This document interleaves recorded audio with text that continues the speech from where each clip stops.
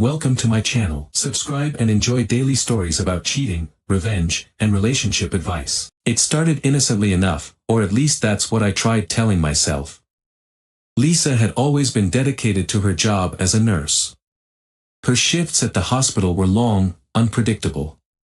I used to be proud of her, admiring how committed she was to helping people. But then, something changed. Her late nights weren't just late anymore. They became frequent. Her excuses felt hollow, and her behavior shifted in subtle ways I couldn't quite put my finger on. We used to share everything, talk about our days, but recently, she'd become distant, distracted. I noticed how she kept her phone closer, always flipping the screen face down when I walked into the room. One night, while she was supposedly working a double shift, I sat on the couch staring at my phone. It was nearly midnight, and she hadn't texted. I wasn't one for confrontation, not yet at least, but the silence gnawed at me. I debated calling her, but the idea of her reaction, annoyed, dismissive, kept me from hitting dial. I couldn't sleep, not with the anxiety churning inside me. When she finally walked through the door around 1 a.m., I pretended to be asleep, even though my mind was racing. The next morning, over breakfast, I tried to gauge her mood. She seemed distant, scrolling through her phone as she sipped her coffee, barely acknowledging my presence. I couldn't take it anymore. "Lisa," I said, trying to keep my tone light, "are you okay? You've been working so late lately. Is everything all right at the hospital?" She didn't look up from her phone, just nodded. "Yeah, everything's fine. It's just busy. We've had a lot of shifts to cover." I wanted to believe her, I really did. But her voice lacked the warmth it once held. There was no sincerity, no effort to reassure me. I stared at her, hoping she'd meet my eyes, but she stayed focused on her screen. "You sure? You've been distant. We don't talk like we used to." Finally, she looked up, her face blank. "John, it's just work. Don't overthink it. I'm tired, that's all." She stood up and brushed past me, heading for the door. As she left, I felt something cold settle in my chest. The turning point. That night, my suspicions grew. Lisa was in the shower, and I could hear the water running in the bathroom. Her phone, for once, was lying on the bed, screen lit up from an email notification. I hesitated, my stomach tightening with guilt. But the nagging feeling in my gut pushed me. I picked up the phone, my hand shaking as I unlocked it. Her inbox popped up. Most of it seemed normal, hospital schedules, reminders, but then, a name caught my eye. Dr. Eric Matthews. I knew who he was. Lisa had mentioned him in passing, a colleague she worked with on a few night shifts. But the subject of the email, next week's plans, winky face, made my blood run cold. I opened the thread, and there it was. Conversations between Lisa and Eric that weren't professional. The messages were subtle, but full of innuendos. Inside jokes I didn't understand. Mentions of meetings that didn't seem related to the hospital. I scrolled through more, my hands gripping the phone tightly. "Lisa, last night was fun, but we need to be more careful." "Eric, I know. I'll book somewhere out of town next time. Can't risk running into anyone we know." The words felt like knives cutting into me. She was meeting him. At hotels, no less. I shut the phone, my chest tight, my breath uneven. I felt sick, the weight of what I had just uncovered pressing down on me like a heavy stone. The water stopped running, and I quickly put the phone back on the bed, pretending like nothing had happened. Lisa stepped out of the bathroom, wrapped in a towel, her hair dripping wet. She smiled, but it didn't reach her eyes. "You okay?" she asked, noticing my tense expression. I forced a smile, swallowing the bile in my throat. "Yeah, I'm fine." She didn't push further, just grabbed her clothes and disappeared back into the bathroom. I sat there, frozen, my mind racing with the knowledge that my wife was having an affair. The conversation with Mike. Later that week, I couldn't hold it in any longer. I called Mike and asked him to meet me at the bar we used to frequent. Mike had always been my rock, someone who I could trust no matter what. If anyone could help me figure this out, it was him. We sat in our usual corner, nursing beers, and I could barely look him in the eye as I spilled everything. Mike listened quietly, his face a mixture of concern and anger as I recounted the emails, the late nights, and the undeniable signs. "Man, I don't even know what to say," Mike finally said, his hand running through his short-cropped hair. "That's messed up," I sighed, staring down into my glass. "I just don't know what to do, Mike. Do I confront her? Do I just leave? What if I'm overreacting?" Mike shook his head firmly. "You're not overreacting, John. She's cheating, plain and simple. You've got proof, and she's lying to your face." "Yeah, but confronting her without solid proof beyond emails? She'll deny it. I know her." "You need something more concrete," Mike said, leaning forward. "Catch her in the act. If she's meeting this guy, we'll find out where and when. We get photos, evidence. Then, when you confront her, she can't wiggle out of it." I sat back in my chair, considering his words. It was risky, but Mike was right. If I wanted the truth, if I wanted to end this, I needed to be smart about it.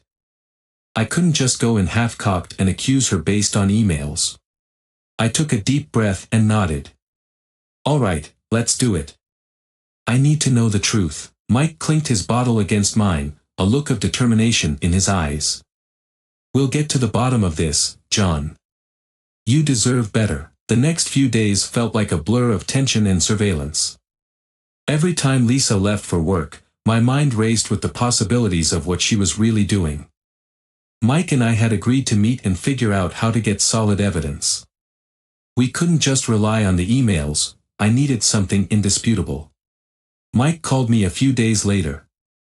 "I've got a guy," he said, his voice sounding almost too casual, as if we were discussing something as mundane as where to grab a beer. "What kind of guy?" I asked, confused. "He's a friend of a friend. IT whiz. He's discreet, and he owes me a favor. He can get us deleted emails, maybe even texts. Stuff Lisa might have thought she could hide." The thought made me uneasy. The idea of spying on my own wife was something I never imagined I'd do. But after everything, I knew I needed answers. I agreed, and within a few days, Mike's contact had recovered a treasure trove of deleted emails. We met at Mike's place, an old townhouse he'd rented for years. The room was dimly lit, the blinds half-drawn, casting long shadows across the floor as we huddled around his laptop. He clicked through the emails, and my heart sank with every message. There were dozens of them. Some were short, barely more than a sentence, but others detailed their meetings in more explicit terms. Eric and Lisa had been careful, but not careful enough. They talked about sneaking away to different locations, scheduling their meetups in between shifts, and making sure no one suspected anything. Mike clicked on one email that stood out, its subject line reading, "Motel this Friday, room 204. Lisa, I can't wait to see you. Friday's going to be tricky, but I'll tell John I've got another shift to cover. Eric, I'll be there. Same place as last time, room 204. I'll book it for the night just in case we need more time." My chest tightened as I read those words. I clenched my fists, my mind whirling with the image of them together in that motel room, laughing at the life I thought we had built. It felt like a punch to the gut, over and over again. "Jesus," Mike muttered, his voice breaking the silence in the room. "This guy is bold. Same motel. Same room. They aren't even trying to hide it anymore." I stared at the screen, my jaw clenched. "They think I'm a fool," I said through gritted teeth. "I have to confront them." Mike shook his head. "Not yet.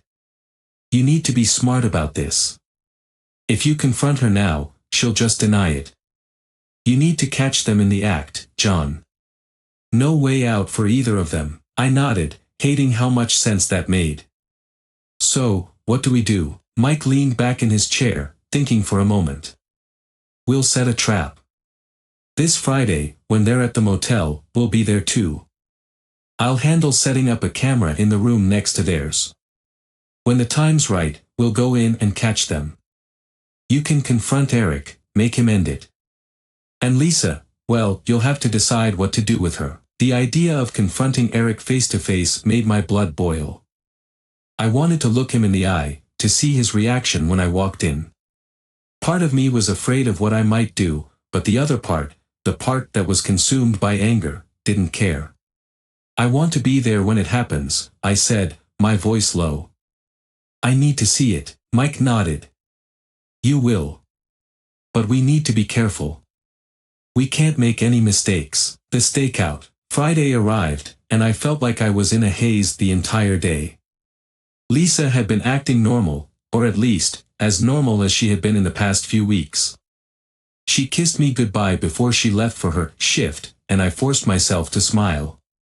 I felt sick to my stomach knowing where she was really going. That evening, Mike and I parked across the street from the motel, keeping an eye on the lot. It wasn't a fancy place, just a rundown, two-story building on the outskirts of town. The kind of place you could go if you didn't want to be noticed. Perfect for an affair. Do you think they're already in there? I asked, my fingers tapping restlessly on the dashboard. Mike glanced at the clock. It's just after 8. If they're sticking to their usual pattern, they'll be here soon. We waited in tense silence. Every car that pulled into the lot made my heart race, but none of them were Eric. Not yet. And then, around 8:30, a sleek black sedan pulled into the lot. I recognized the car immediately. It was Eric's.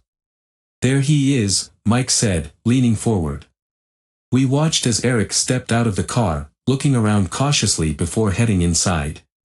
My heart was pounding in my chest, a mix of anger and anticipation building with each passing second. Let's give him a few minutes, Mike suggested. We don't want to tip him off. I nodded, though my hands were already shaking with adrenaline. This was it. This was the moment I'd been waiting for. The plan in motion. Once we were sure Eric was in the room, Mike and I grabbed the small camera and made our way inside the motel. The air in the hallway was thick, and every step felt heavier than the last. We reached room 204 and stopped just outside the door. I could hear voices inside, muffled, but unmistakable. Mike set up the camera in the room next to theirs, positioning it to get a clear view of the door. We wait, he said, glancing at me. I leaned against the wall, my mind racing. The anger I felt was overwhelming. My entire body was tense, ready to explode. I wanted to kick the door in, to scream at both of them, but I held back. This wasn't just about catching them in the act, it was about control. About getting the upper hand. I can't believe this is happening, I muttered under my breath. Mike glanced at me, his face serious. John, whatever happens in there, keep your cool. Don't do something you'll regret. I just want him to stop, I said, my voice barely above a whisper. I want him out of my life. Out of her life. He will be, Mike assured me. Just stick to the plan. We waited in silence, the sound of muffled voices and occasional laughter slipping through the thin motel walls. I clenched my fists, feeling the tension build as the minutes dragged on.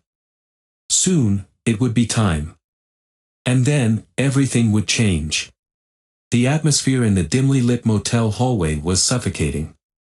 The stale smell of cheap carpet cleaner and lingering smoke hung in the air as I leaned against the wall, my heart racing.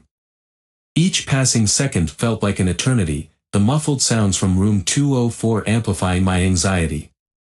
I can't believe this is happening, I whispered to Mike, my voice barely audible above the adrenaline pounding in my ears. Just remember why we're here, he said, his tone steady. You need to get the truth. No more guessing. I nodded, swallowing hard as I replayed the events leading to this moment. It was surreal, watching the life I thought I knew unravel. I glanced at the clock on my phone, 9:15 p.m. Time felt distorted, each tick echoing the reality that soon I would confront my wife and her lover. Are you ready? Mike asked, breaking my focus. No, I replied, frustration creeping into my voice. But I don't think I'll ever be ready for this. We'll go in when they're distracted. Just stick to the plan, Mike reminded me, his eyes fixed on the door. Right, I said, taking a deep breath. The weight of my emotions pressed heavily on my chest. I could almost hear the echo of Lisa's laughter inside that room, mingling with Eric's smug voice. The confrontation begins. As we waited, I could hear bits of their conversation, a mix of flirtation and intimate whispers. The sound of a glass clinking against something else made me wince. They were drinking, getting comfortable. I wish I could see you more often, Lisa's voice floated through the door, causing my stomach to churn. I know, Eric replied, his tone smooth. Just a little longer, and we can be together whenever we want. My heart raced with a mix of rage and heartbreak. I turned to Mike, my voice low and filled with determination. I'm going in. I can't wait any longer. Mike nodded, his expression serious. Let's do it. We approached the door, and I could feel the heat rising in my cheeks. I raised my fist, ready to knock, but Mike grabbed my arm gently. Wait.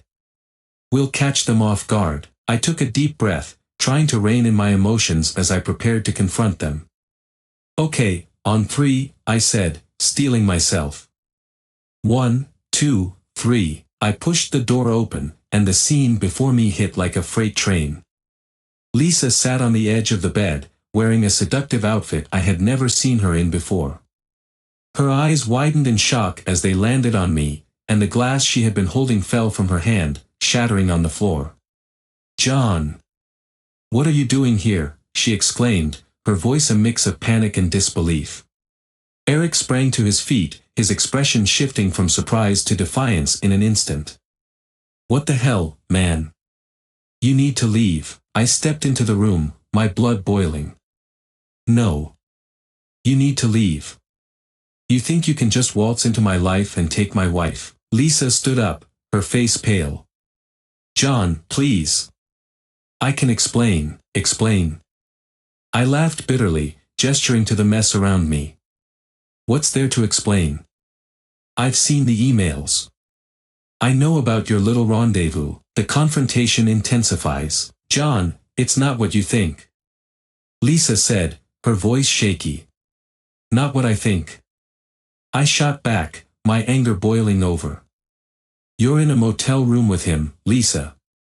What else could it possibly be? I didn't want you to find out this way, she stammered, looking between me and Eric, who was glaring at me, a challenge in his eyes. This is exactly what I expected, I said, my voice low but firm. You think this is just a game? You think I wouldn't find out? Eric stepped forward, trying to assert dominance in the situation. You need to back off, man. This isn't your business anymore. I turned to him, fists clenched. It is my business when you're sleeping with my wife. You think I'm going to just stand here and let you continue this? Lisa's eyes were wide with panic, her expression shifting to one of desperation. John, please. Just listen. I messed up. We both messed up. But it doesn't have to end like this. No, I replied, shaking my head. It's too late for that. You betrayed me in every way possible. The tension breaks. The tension in the room escalated, the air thick with unresolved emotions. Eric opened his mouth to say something, but before he could, the sound of footsteps echoed in the hallway. My heart sank as I realized we weren't alone. What's going on in here? A voice called out, and the door burst open. A man entered, his face twisted in rage, holding a gun. Get on the ground, he yelled, pointing the weapon at Eric, who raised his hands in surrender. What the hell?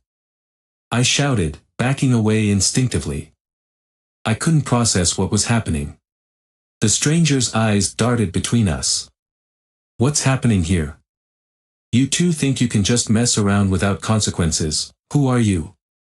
Lisa cried out, fear evident in her voice. I'm here for him, the man shouted, his voice steady and menacing as he focused on Eric. You're the one who crossed the line. Before anyone could react, the situation spiraled out of control.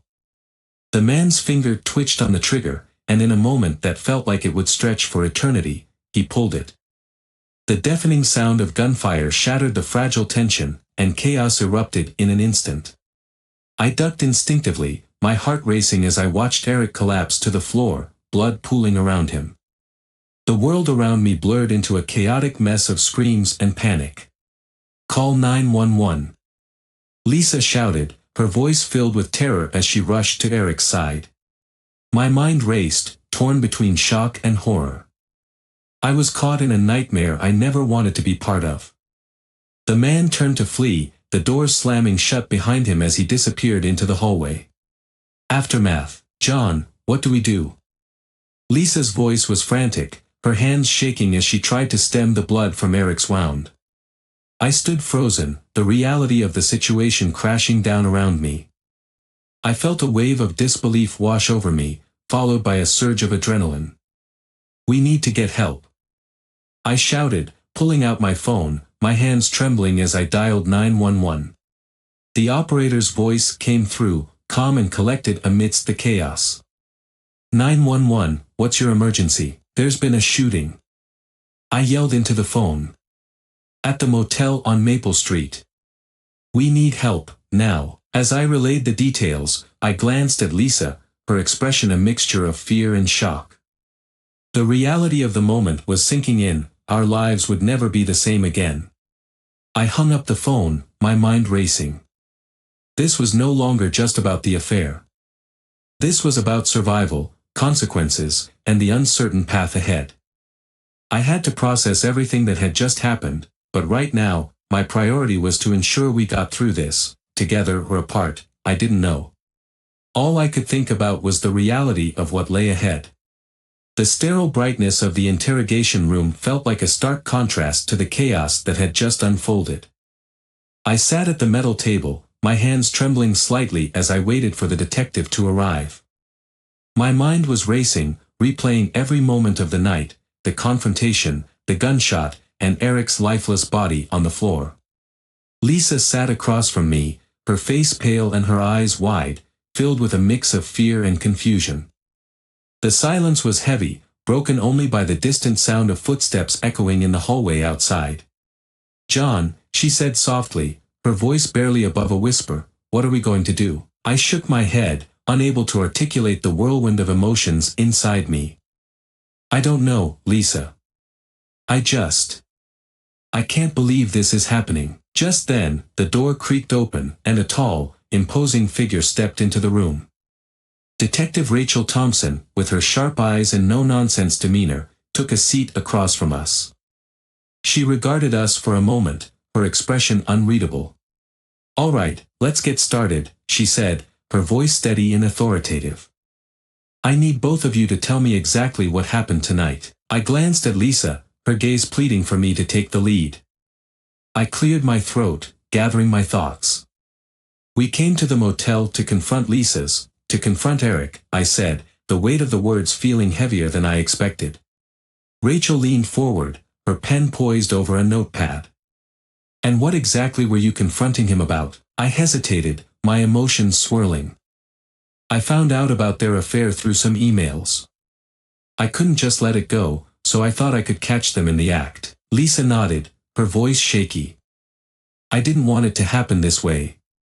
I never intended for anyone to get hurt. Let's backtrack a bit, Rachel interjected, her gaze sharp. What led you to believe Lisa was cheating? I took a deep breath, reliving the moments of doubt and suspicion that had plagued me. Her late nights at work, the secretive phone calls, and then the emails. I felt something was off. Emails? Rachel prompted, her pen poised for more notes. What did they say? They were explicit, I admitted, feeling a flush creep up my neck. They talked about meeting up, how much they wanted to be together. It was clear they were having an affair. Rachel glanced at Lisa, her eyes narrowing. And you, Lisa? Did you have any idea that John was suspicious? Lisa shifted in her seat, her voice trembling. I didn't think he'd ever find out. I was scared to tell him, so I kept lying. I thought it would all just blow over. The detective's expression softened slightly, but she remained professional. What happened once you entered the motel room? I took a deep breath, bracing myself to relive the chaos. We walked in and caught them together. I confronted them, and Eric tried to defend himself. That's when the other man came in with a gun. Rachel's brow furrowed as she processed my words. You didn't know this man? No, I replied, shaking my head. He just barged in. I had no idea who he was or why he was there. Lisa spoke up, her voice breaking. He said something about Eric crossing a line.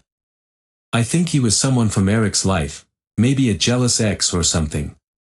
I didn't recognize him. The questions continue. Rachel leaned back in her chair, scrutinizing us. So you both claim to be innocent bystanders in this situation? You had no part in provoking the confrontation. I nodded, desperation creeping into my voice. I was only there to confront my wife's lover.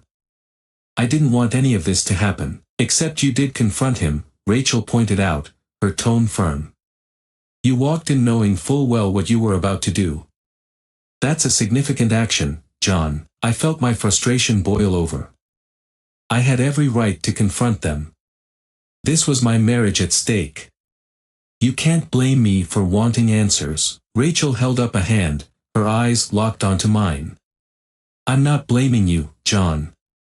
But emotions run high in situations like these, and it's my job to determine the full story. What happened after the shooting? I hesitated, the image of Eric lying on the floor flashing in my mind. I called 911. I didn't know what else to do. I was in shock. What about Lisa? Rachel asked, glancing at her. What did you do? I was trying to help Eric, Lisa replied, tears spilling down her cheeks. I didn't want him to die. I didn't want any of this. I thought we could make it work. Rachel took a moment to jot down her notes, then looked back at us, her expression softening slightly. I understand this is a difficult situation for both of you. But the fact remains that a man is dead, and you were both present. I need to ask you again, do either of you have any idea why this man would target Eric? I exchanged a glance with Lisa, her eyes filled with regret and confusion. I don't know, I admitted, shaking my head. It could have been anyone. The reality sets in. The gravity of the situation hung heavily in the air. Rachel leaned back, studying us with a mix of empathy and resolve. I know this is hard, but we need to determine what's next. The detectives outside are going to need your statements. I swallowed hard, realizing that our lives were about to spiral further into chaos. Will we be arrested? Rachel's expression softened further, though her professionalism remained intact. That will depend on what we find out. But understand that you're both potential witnesses, and it's crucial that you're honest with us. I nodded, feeling the weight of her words settle in my chest. The reality was sinking in. We were entangled in something much larger than a personal betrayal. John, Lisa said, her voice breaking through the tension. I'm so sorry for everything. I never wanted any of this to happen. I looked at her, torn between anger and heartbreak. I know, Lisa. But it doesn't change what you did. As Rachel stood up to leave the room, she glanced back at us. You'll have time to process everything. For now, just remember, the truth is what will set you free. As the door clicked shut behind her, I felt the weight of my world crashing down around me. In that moment, I realized that the path ahead would be fraught with challenges, and I wasn't sure if I could ever find my way back to the man I once was.